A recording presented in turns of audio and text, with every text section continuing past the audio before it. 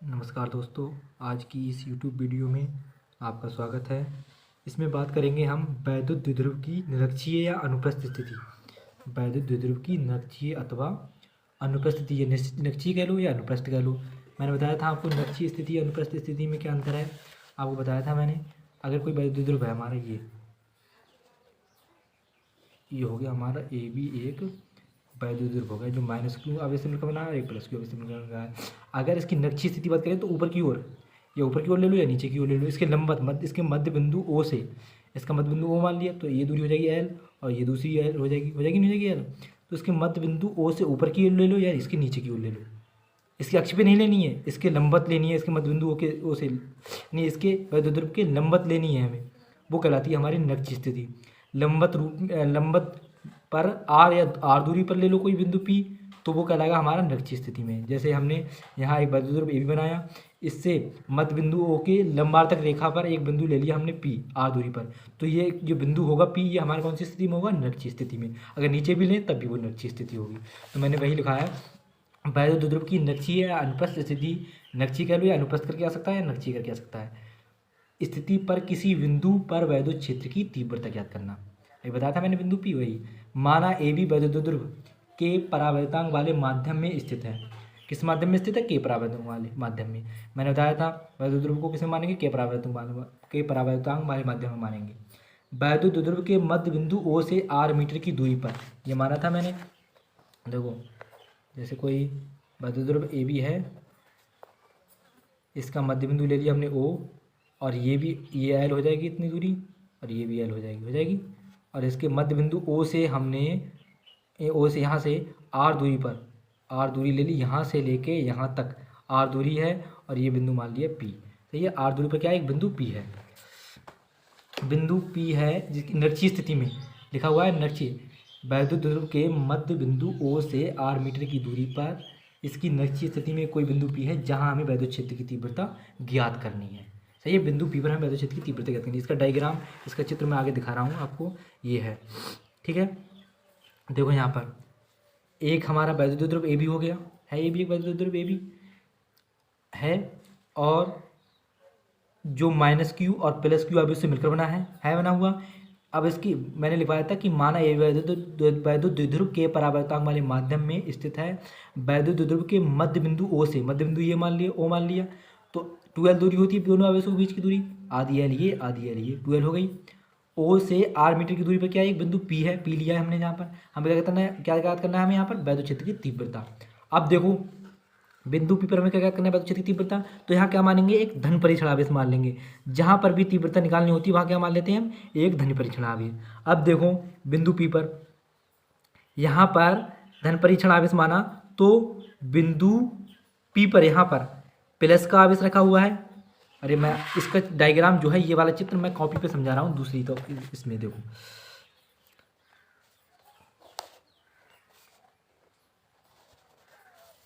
एक minus Q आवेश हो गया, एक प्लस क्यू आवेश हो गया। ठीक है, अब इसका मिड पॉइंट मान लिया हमने ओ, यहाँ बीच की दूरी कितनी है एल, यहाँ बीच की दूरी कितनी है एल, हो गई एल। अब यहाँ पर मध्य बिंदु ओ से आर मीटर की दूरी पर हमने क्या लिया, एक बिंदु पी लिया है। ये यहाँ से लेके यहाँ तक की दूरी क्या मान ली हमने, आर। ये बीच की दूरी है वो कितनी है हमारी, आर। यहाँ हमें इसको, इस ए बी वैद्युत ध्रुव को हमने पी को ए से मिला दिया, और पी को किससे मिला दिया, बी से मिला दिया बी से, पी को ए से मिला दिया और पी को बी से मिला दिया। अब यहाँ पर देखो प्लस क्यू का आवेश रखा हुआ है। यहाँ कौन सा जिस पर हमें वैद्युत क्षेत्र की तीव्रता निकालनी होती है, वहाँ पर क्या मानते हैं हम, एक धन परीक्षण आवेश मान लेते हैं Q0। अब देखो ये प्लस का, ये प्लस का, अगर हम प्लस क्यू आवेश के कारण बिंदु पी पर तीव्रता E1 माने, तो देखो प्लस प्लस का प्लस प्लस के आवेश है, तो फोर्स किसका लगेगा, प्रतिकर्षण का। तो डायरेक्शन किस साइड में होगी, ऊपर की ओर होगी। अरे ऊपर की ओर होगी, नहीं होगी ऊपर की ओर, ये भी इधर की ओर होगी, नहीं होगी फोर्स की डायरेक्शन। जो तीव्रता होगी प्लस क्यू आवेश के कारण बिंदु पी पर, वो कहाँ की ओर होगी, ऊपर की ओर तीव्रता, ये E1। सही है। और अब यहाँ माइनस क्यू की बात कर लो, माइनस क्यू और प्लस बिंदु पी पर तीव्रता निकालें, तो प्लस प्लस माइनस के आवेश है दोनों, धन प्रेषण आवेश प्लस का, ये माइनस का, तो किसका फोर्स लगेगा, आकर्षण का। तो एक फोर्स इधर को लगेगा और एक फोर्स इधर को लगेगा, तो तीव्रता जो होगी उसी साइड में, जिस साइड में फोर्स है उसी साइड में तीव्रता। तो तीव्रता इसका मान ले रहे हैं हम E2, यानी प्लस क्यू आवेश के कारण तीव्रता E1 ऊपर की ओर होगी, क्योंकि प्लस प्लस के है, और माइनस क्यू आवेश के कारण तीव्रता E2 भीतर की ओर होगी, क्योंकि ये माइनस का ये प्लस का है, भीतर की ओर होगी। ठीक है, यही बनाया है मैंने चित्र। देखो यहाँ पर प्लस क्यू आवेश के कारण तीव्रता E1 ऊपर की होगी, क्योंकि ये प्लस का और ये प्लस का दोनों किसका फोर्स लगाएंगे, प्रतिकर्षण का फोर्स लगाएंगे। तो तीव्रता के मान होगी वो ऊपर की ओर होगा। यहाँ पर ये माइनस का आवेश है और यहाँ पर प्लस क्यू जी रखा हुआ है धन प्रेषण आवेश, तो प्लस माइनस के हैं तो विपरीत आकर्षण का फोर्स लगाएंगे भीतर की ओर, तो E2 जो है भीतर की ओर होगी। ठीक है, ये थीटा कोण मान लिया यहाँ पर इसका कोण अगर थीटा है तो यहाँ भी थीटा कोण होगा। मैंने बताया था, देखो संगत कोण, किसी रेखा पर संगत कोण का मान, ये वाला कोण और ये वाला कोण बराबर होते हैं। देखो यहाँ पर ये रेखा है एक और एक ये रेखा है, इस पर जो कोण होंगे वो संगत कोण होंगे, इसलिए आपस में बराबर होंगे। ये थीटा तो ये थीटा। अब यहाँ पर मान आगे मैंने लिख दिया, देखो यहाँ पर ये तीव्रता प्लस क्यू आवेश के कारण तीव्रता कौन सी मानी हमने, E1, और माइनस क्यू आवेश के कारण कौन सी मानी हमने, E2 मानी है। E2 मानी भीतर की ओर। तो ये देखो मैंने लिखा है माना आवेशों प्लस क्यू तथा माइनस क्यू के कारण बिंदु P पर वैद्युत क्षेत्र की तीव्रता क्रमशः E1/E2 है।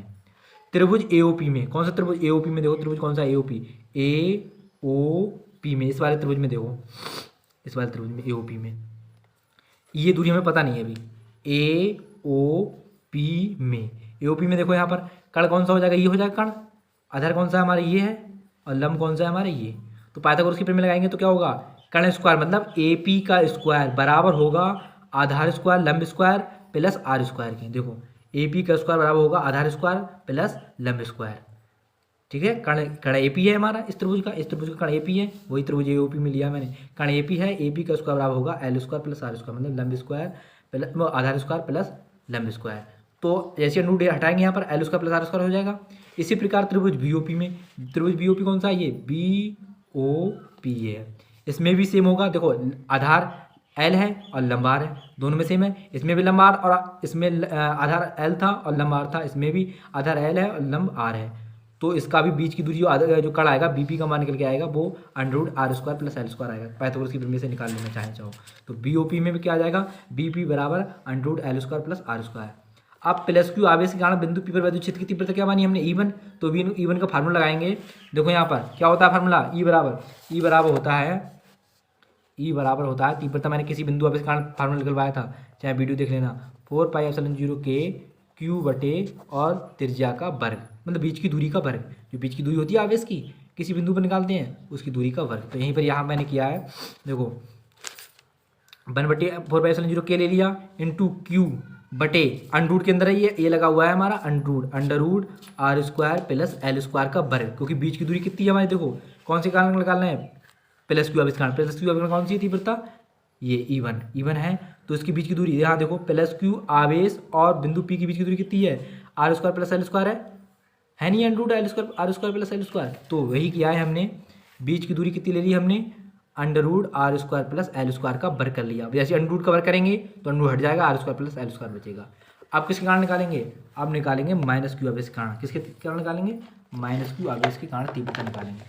ठीक है, देखो लिख रहा है, यहाँ पर लिख रहा हूँ मैं, माइनस क्यू आवेश के कारण, माइनस क्यू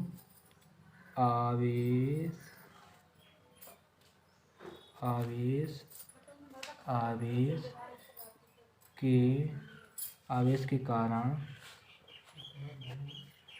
बिंदु P पर वैद्युत क्षेत्र की तीव्रता। ठीक है, यहाँ पर देखो प्लस क्यू आवेश के कारण हमने तीव्रता निकाली थी, अभी कौन सी आई थी, ये आई थी हमारी तीव्रता E1 1/4 मानी थी। लेकिन माइनस क्यू आवेश कारण, इस माइनस क्यू आवेश कारण कौन सी तीव्रता मानी थी, जो भीतर की ओर लग रहा है, E2 मानी है हमने।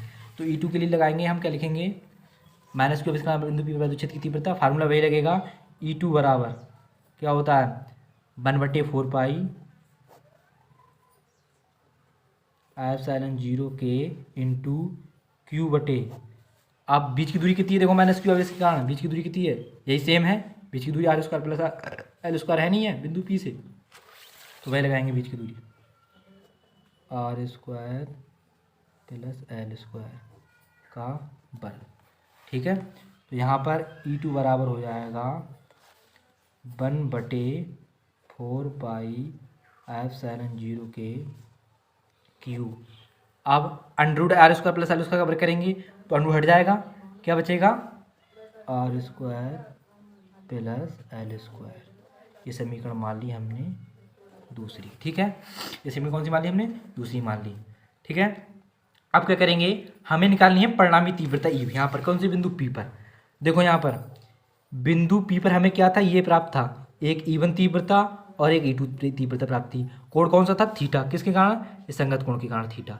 अब देखो क्या करेंगे हम, थीटा को, इस वाले कोण को, इन तीव्रताओं को, देखो तीव्रताएं अलग अलग डायरेक्शन में है, एक डायरेक्शन ये है, एक डायरेक्शन ये है, तो ना तो जुड़ के निकाल सकते हैं ना घट के। अब विपरीत दिशा में होती तो घटा के निकाल लेते, और एक ही डायरेक्शन में होती तो जोड़ के निकाल लेते। बताया था मैंने, अगर E1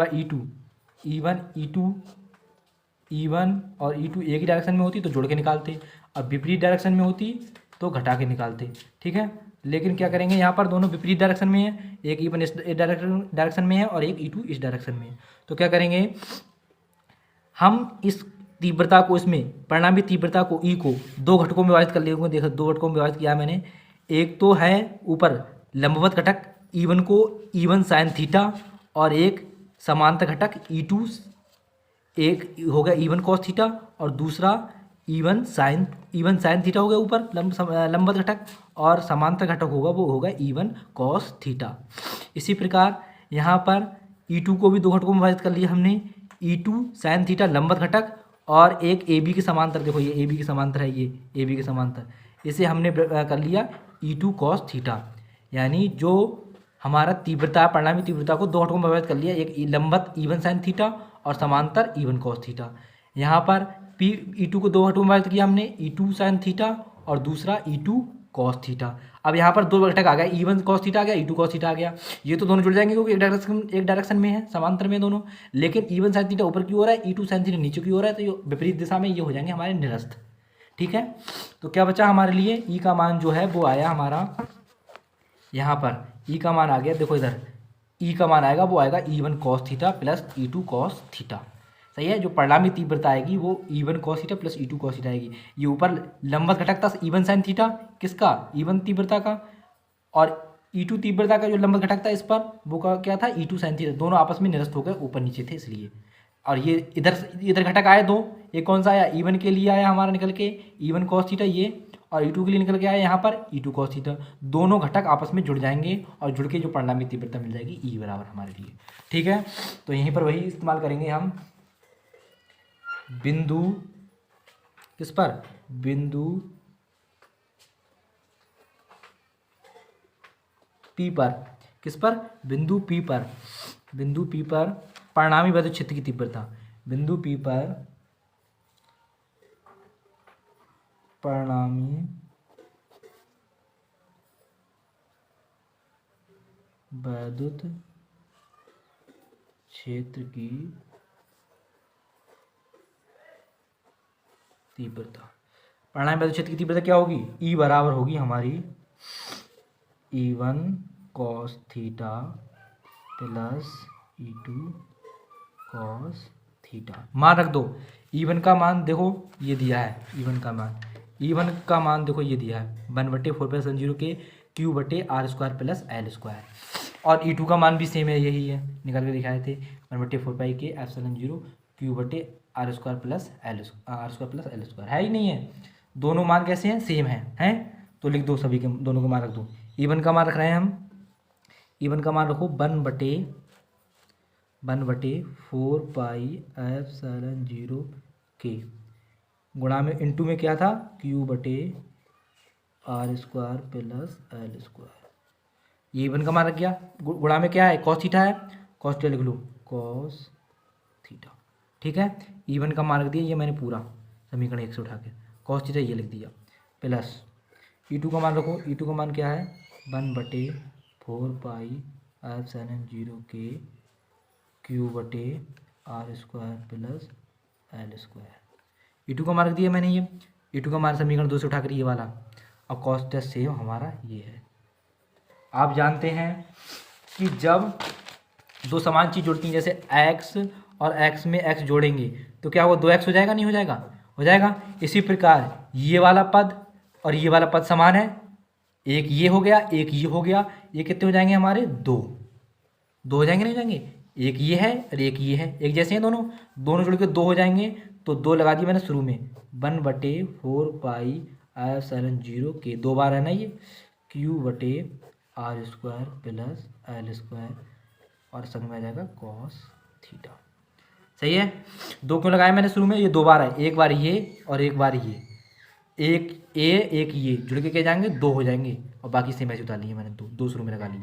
क्यों होंगे 2, मैंने बताया था x और x जुड़ के क्या होते हैं, 2x हो जाएंगे। इसी प्रकार एक ये पद और एक ये पद दोनों जुड़ के 2 हो जाएंगे, 2 शुरू में लगा लिए मैंने। ठीक है, ये हो जाएगा हमारा e बराबर। अब cos थीटा का मान कैसे निकालें, cos थीटा का मान कहाँ से निकालेंगे हम, cos थीटा का मान निकालेंगे यहाँ से निकालेंगे। हम जानते हैं, देखो यहाँ पर त्रिभुज कोई सा भी ले लूँ, कौन सा त्रिभुज ले लूँ, जैसे तुम्हारा मन करे वो त्रिभुज, ये वाला त्रिभुज ले लो या ये वाला त्रिभुज ले लो, ये वाला यहाँ पर थीटा कोण लगा हुआ है, ये वाला त्रिभुज लेंगे। देखो cos थीटा बराबर फार्मूला आएंगे, cos थीटा का फार्मूला क्या होता है, cos थीटा बराबर होता है हमारा आधार बटे कर्ण, लाल बटे कक्का सुना है, लाल बटे कक्का त्रिभुज। देखो यहाँ पर मैंने ये होता है फार्मूला, लाल बटे कक्का, यहाँ से साइन, यहाँ होता है कॉस, यहाँ होता है टेन, ये इतना याद रखो। साइन थीटा बराबर होगा लंब बटे कर्ण, कॉस थीटा बराबर हो जाएगा आधार बटे कर्ण और टेन थीटा बराबर हो जाएगा लंब बटे आधार। नीचे भी होते हैं 3, आपको इतने की जरूरत है तो इतना ही पढ़ो। साइन थीटा बराबर लंब बटे कर्ण, कॉस थीटा बराबर आधार बटे कर्ण, टेन थीटा बराबर लंब बटे आधार। अगर आपको सब कुछ इसके बारे में विस्तार से पढ़ना है तो हाई स्कूल में है, मैं आपको हाई स्कूल में वीडियो डालूंगा मैथ की, तो उसमें पढ़ लेना। ठीक है, तो यहाँ पर कॉस थीटा का मान कितना आया, कॉस थीटा का मान आया आधार बटे कर्ण, तो ये है कॉस थीटा बराबर आधार बटे कर्ण। आधार क्या है हमारा, आधार है एल और कर्ण कितना है हमारा √r² प्लस L²। तो क्या आ जाएगा, इसका मान करके आ जाएगा L बटे, आधार का मान लगा दिया L, कर्ण का मान कितना √r² प्लस L²। सही है, मैंने छोटा सा लिखा है, आगे यहाँ पर लिखूंगा मैं। ठीक है, यहाँ देखो कौन सा त्रिभुज है ये, POB त्रिभुज, POB में कॉस थीटा वाला फार्मूला लगाया हमने। कॉस थीटा बराबर क्या होता है, आधार बटे कर्ण होता है। आधार का मान कितना था हमारा L और कर्ण का मान कितना था √r² प्लस L²। या ऐसे कह सकते हैं हम L, ये अंडरूट का मतलब होती है घात 1/2, अंडरूट कह लो या 1/2 कह लो, बात एक ही है। तो r² प्लस L² को कह दे रहे हैं हम 1/2, अंडरूट की जगह हमने 1/2 लिख दिया। सही है, घात को। ठीक है, ये r बना है, ये r ऐसा बनाता हूँ। ठीक है, r है, यहाँ पर भी ये r है। ठीक है, तो ये हो जाएगा। आगे यहाँ पर क्या करेंगे, cos थीटा का मान रख देंगे हम, cos थीटा का मान रखो, E बराबर हो जाएगा, यहाँ पर ये देखो मैंने बताया था अभी, आधार बटे कर्ण, आधार ये था L और कर्ण ये था, तो आधार का मान रख दिया, कर्ण का मान रख दिया, ये आएगा देखो, ये यहाँ पर लिख दिया मैंने L बटे √r² प्लस L²। ये cos थीटा का मान आएगा निकल के, यहाँ पर रख दो। अब E बराबर हो जाएगा हमारा, E बराबर हो जाएगा, 2 ऊपर ले रहा हूँ मैं, 2/4πf/0 के 2 गुणा में 1 ऊपर 2 से गुणा कर दी 1, यहाँ पर Q/r² प्लस L², ये हो गया। cos थीटा का मान रख दो, cos थीटा का मान कितना है, देखो यहाँ पर cos थीटा का मान है L बटे r² प्लस L² की घात 1/2 है ये। अब देखो यहाँ पर एक घात ये r² प्लस L² की घात कितनी है, एक ये है घात और आधी ये, एक और आधी गुणा में घात जुड़ जाती है। जैसे देखो यहाँ पर अगर x होता है गुणा में x होता है तो एक घात ये और आधी घात इसकी है, तो एक और आधी जुड़ेगी तो कितनी आएगी, देखो लासा लेके जोड़ो उसके, 2 एकम 2 और एक ऊपर वाला जुड़ जाता है। देखो एक और आधी जोड़ रहा हूँ मैं, 2 एकम 2 और एक ऊपर वाला जुड़ जाता है, ये हो जाएगा 3/2। सही है, एक और आधे जोड़ते हैं तो कितना आता है 3/2, 2 एकम 2 इधर वाला जुड़ जाए, गुणा हो जाती है इनकी, 2 एकम 2 और ऊपर जुड़ जाता है 3/2 हो जाएगा। तो यहाँ पर x की घात एक और आधी जुड़ी तो कितनी आई 3/2। इसी प्रकार यहाँ पर भी r² प्लस L² की एक घात ये है और आधी घात ये है, जब इसे जोड़ेंगे एक में आधा जोड़ेंगे तो आ जाएगा 3/2, ये हो जाएगा 2QL। एक साथ लिख दे रहा हूँ मैं इकट्ठा, 1/4πε0 के यहाँ पर लिख लो, 2QL लिख दिया मैंने यहाँ पर, 2QL, 2QL की एक साथ गुणा करके इधर लिख दिया 2QL। सही है, और ये r² प्लस L² की घात एक ये है और आधी ये जुड़ जाएगी, ये हो जाएगी r² प्लस L² की घात कितनी 3/2। मैंने भी जोड़ के दिखाई थी, एक और आधी कितनी जोड़ी थी 3/2 आई थी। ठीक है, तो आगे करेंगे इसे, E बराबर निकल के आ गया हमारे ये। अब 2QL किसके बराबर होता है, हम जानते हैं P बराबर होता है हमारा 2QL, द्विध्रुव आघूर्ण के बराबर। वैद्युत द्विध्रुव आघूर्ण के बराबर होता नहीं होता है, P बराबर 2QL होता है, तो वही लगेंगे हम। P की जगह यहाँ पर हो जाएगा P बराबर हो जाएगा हमारा 2QL। देखो यहाँ पर यदि अब इसमें देखो यहाँ पर आर स्क्वायर और एल स्क्वायर है, वही कंडीशन अपनाएंगे जो कंडीशन हम अपनाते हैं। कौन सी कंडीशन हम, यहाँ पर देखो R square plus L square है, तो क्या करेंगे इसमें एक नगण्य मानकर छोड़ेंगे। कौन सा छोड़ते हैं हम, एल स्क्वायर। देखो यहाँ पर एल का मान जो होता है वो वैद्युत द्विध्रुव में होता है, ए और बी में होता है यहाँ पर आदि, ये होती है एल, बहुत ही कम होती है ये दूरी। अगर मान लिया कोई दूरी है हमारी 0.25 है, 5 मान लो 5, अगर इसका वर्ग करेंगे, ये एल का मान है, ये मान लीजिए 0.5, इसका वर्ग करेंगे एल स्क्वायर करेंगे तो 0.25 आएगा, तो ये और छोटी हो जाएगी, नहीं हो जाएगी। तो यहाँ पर क्या लिखेंगे हम, यदि पहले आगे एक लाइन बढ़ा लो, यहाँ पर 2QL की जगह P कर लो, E बराबर 1/4πε0 के P/r² प्लस एल स्क्वायर की घात 3/2। अब कर लो यहाँ पर, यदि वही लिखेंगे हम, क्या लिखेंगे, यदि R का मान, यदि L का मान जो होता है छोटा, L का मान छोटा होता है, तो वही लिखेंगे यदि L का मान किससे छोटा है, R से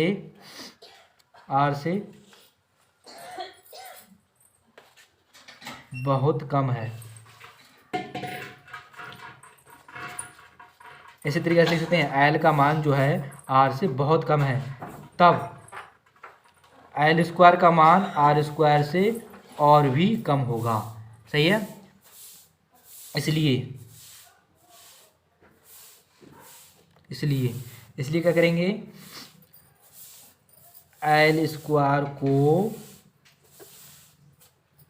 नगण्य मान लिए, नगण्य मानकर क्या करेंगे, छोड़ने पर, ये लिखेंगे नगण्य मानकर छोड़ने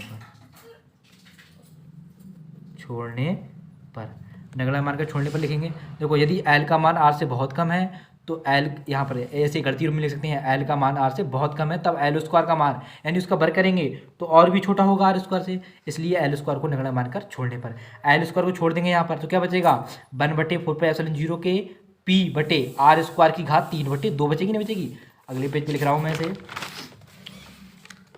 देखो